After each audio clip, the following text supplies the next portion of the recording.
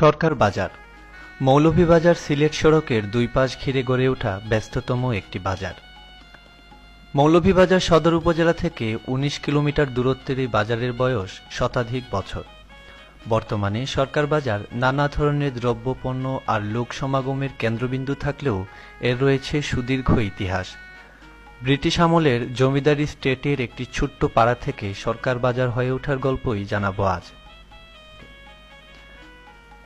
মৌলভীবাজার সদর উপজেলায় অবস্থিত সরকার বাজারের গোড়াপত্তন হয় ব্রিটিশ পিরিয়ডে একজন জমিদারের হাত ধরে। সে সময় অত্র এলাকা সরকার পাড়া নামেই পরিচিত ছিল। আজকে যেখানে সরকার বাজার গড়ে উঠেছে তার পুরোটাই ছিল সেই জমিদারের শাসনাধীন। জমিদার এলাকার নাম রেখেছিলেন সরকার পাড়া। শত বছর আগেই সেই সরকার পাড়া কালের বিবর্তে আজ ব্যস্ততম সরকার বাজারে রূপ নিয়েছে। সরকার বাজারের গোড়াপত্তনের এই ইতিহাস এখনো এই অঞ্চলের বৃদ্ধদের মুখে মুখে শুনতে পাওয়া যায়। বাবুর বাজারে বাজার ৩০ সরকার নিছে। এ বাজারে বাবুর বাড়ি আছিল বাবুর।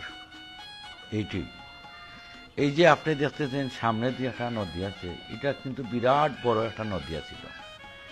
আমরা ছোট থাকতে দেখতাম এখানের মধ্যে অনেক নৌকা আইত বৃহস্পতিবার এবং রবিবার। প্রায় সময় অনেক দূর দূরানোর মানুষ এখান থেকে এক সপ্তাহ বাজার না করলে তার হইত না। বর্তমানে সরকার বাজার নিত্য প্রয়োজনীয় দ্রব্যের জন্য একটি সরগরম বাজার। প্রতিদিন লাখো মানুষ এই বাজারে কেনা